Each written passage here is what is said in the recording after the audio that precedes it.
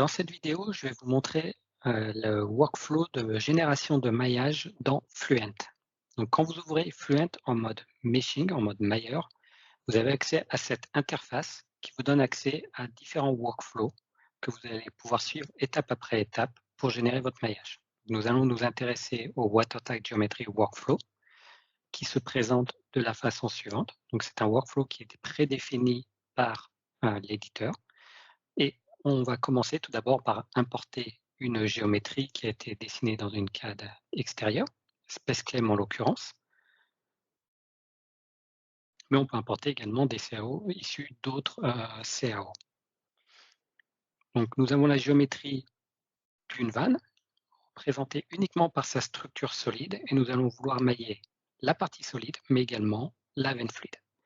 Comment fonctionne le mailleur dans Fluent pour ce workflow? Ça consiste tout d'abord à définir les paramètres de maillage locaux et globaux en surface. On va générer un maillage surfacique, puis on va venir combler les espaces volumiques pour générer un maillage volumique. Donc, dans la deuxième étape, on nous demande si on veut ajouter des paramètres de maillage locaux, oui ou non. On choisit comment on veut raffiner. Est-ce qu'on veut raffiner sur une face, sur un corps d'influence et d'autres paramètres. Donc ici, on va vouloir raffiner sur ce corps et on définit la taille des éléments de maillage pour ce corps. Une fois qu'on a défini nos différents paramètres, on valide et là, vous voyez qu'on a un paramètre de maillage local. On pourrait en rajouter autant qu'on le souhaiterait. L'étape suivante consiste à définir la taille des éléments et les paramètres du maillage surfacique global. Donc les cubes rouges que vous voyez ici, ce sont des indicateurs approximatifs de la taille des éléments maximaux et minimaux que vous aurez sur votre maillage surfacique. Donc vous voyez là, si je joue sur les valeurs, vous voyez les cubes, la taille des cubes évolue. Donc ça nous donne un ordre de grandeur de quelle sera approximativement la taille du maillage en surface. On va rester avec ces valeurs. On peut également piloter d'autres paramètres pour le maillage surfacique, à savoir par exemple le degré de courbure, et donc pour avoir un maillage qui suit bien la courbure de la géométrie. Donc vous voyez ici c'est un petit peu grossier, on ne capte pas très bien la courbure de notre géométrie. On aurait pu améliorer ceci en jouant sur la courbure. Et également, on n'a qu'un seul élément dans l'épaisseur ici.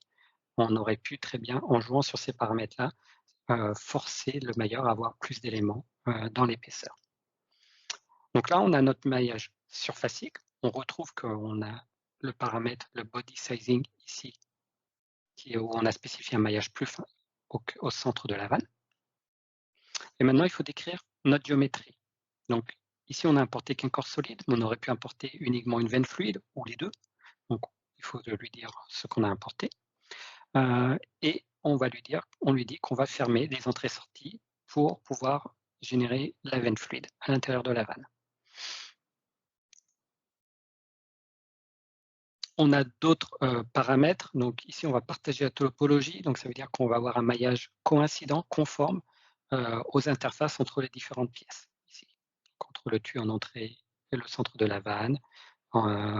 Et de l'autre côté, pareil, et pareil dans cette partie-là. Donc, le mailleur est en train de mettre tout ça en place. Maintenant, il va falloir qu'on lui dise où sont les entrées-sorties pour qu'il puisse générer une veine fluide. Donc, on va lui dire que ici, c'est une entrée. On peut déjà commencer à mettre en place notre modèle Fluent en lui disant, bah voilà, l'entrée, on va imposer une vitesse. Mais on pourrait dire, bah non, c'est un débit qu'on impose en entrée. Ici, si on ne le fait pas, c'est pas grave. Quand on passera dans l'interface de Fluent en mode solver, on pourra venir modifier ces données-là. Donc, vous voyez, il a refermé la surface ici, et donc il a généré un maillage surfacique ici à l'entrée. Et on va faire la même chose en sortie. Donc en sortie, on va dire c'est un pressure outlet. Et là, il va venir fermer la sortie. Donc là, on n'a toujours qu'un maillage surfacique sur tout notre domaine. Maintenant, on va créer les régions. Donc là, il a identifié qu'il y avait une zone fluide qui rentre ici, entre ici et ici. Donc si c'était trompé, on pourrait venir corriger. Donc, on dit OK. Et là, il va nous extraire la veine fluide de notre vanne. Donc là, on retrouve la veine fluide qu'il a créée. Et il l'a bien attribuée comme un corps fluide. Et tous les autres, il les a laissés en tant que corps solide. Et tout ça, c'est parce qu'on a décrit correctement la géométrie au préalable. Si on s'était trompé, on pourrait venir corriger et modifier les données ici. On valide. Maintenant, on va définir notre couche limite, vu que dans ce cas-là, on a un écoulement turbulent. Donc, on a différents paramètres, hein, différents choix pour piloter cette couche limite. On va laisser les valeurs par défaut. Par contre, on va rajouter plus d'éléments dans l'épaisseur de la couche limite. Et donc, comment il va orienter la couche limite? Il va s'appuyer sur toutes les parois, donc les parois des corps solides, et aller dans la direction de la veine fluide. Donc, il va nous faire une couche limite en partant de ici et allant vers l'intérieur. Donc, on pourrait continuer de rajouter des couches limites. Ici, c'est suffisant.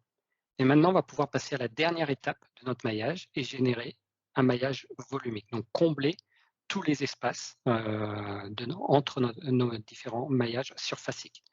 Donc, nous avons plusieurs possibilités. On peut générer un maillage purement tétraédrique, hexcore, polyèdre, polyhexcore. Donc, on choisit selon ce qu'on veut.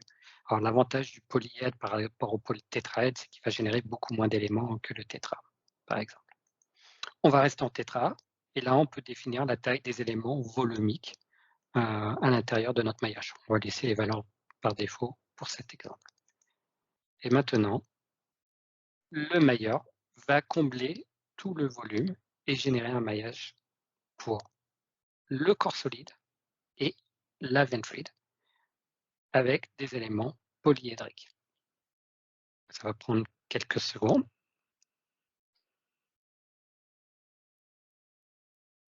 Voilà, il est en train de raffiner. Donc ici dans la console, on voit les différentes étapes. Hein, il nous dit un petit peu ce qu'il est en train de faire.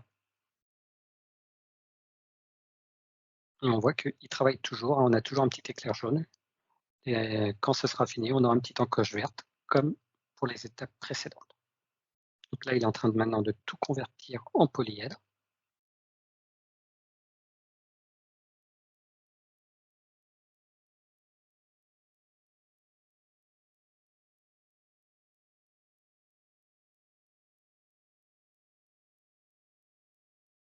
Alors, pour chacune des options, hein, vous avez vu, vous avez également des options avancées hein, pour venir encore piloter encore plus en détail votre maillage. Voilà, on arrive au bout.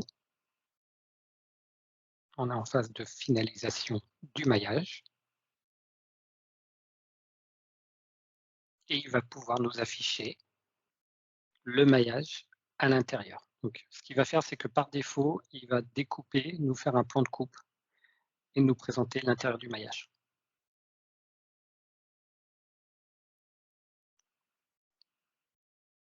Voilà. Donc, vous voyez, là, il a coupé. En fait, quand il présente le maillage par défaut, il fait un plan de coupe. Et comme ça, on peut aller voir qu'est-ce qu'il a fait à l'intérieur. Et donc là, on retrouve bien notre maillage complet. Donc, on peut supprimer le plan de coupe et on retrouve bien donc, le maillage du corps structurel et le maillage de la veine fluide avec la couche limite et les polyèdres au centre. Donc, on peut aller voir un petit peu plus à l'intérieur ce qui se passe. Et on voit bien que la couche limite a suivi tout au long de notre veine fluide et avec des éléments polyédriques au centre. Donc après, on a des indicateurs sur la qualité du maillage ici. On peut en retrouver encore d'autres. On peut retrouver des informations sur la taille de notre maillage ici, par exemple. Et on peut retrouver également des informations complémentaires sur la qualité de notre maillage ici. Par exemple, si on regarde l'aspect ratio, voilà, on calcule, je vais sélectionner, on calcule. et là, il nous donne la valeur minimale, maximale et moyenne. Et on peut ainsi regarder différents critères de qualité. Et une fois qu'on est satisfait, on peut basculer en mode solution dans Fluent pour faire la mise en données de notre simulation. Et là, on va retrouver l'interface que beaucoup connaissent déjà de Fluent en mode solver.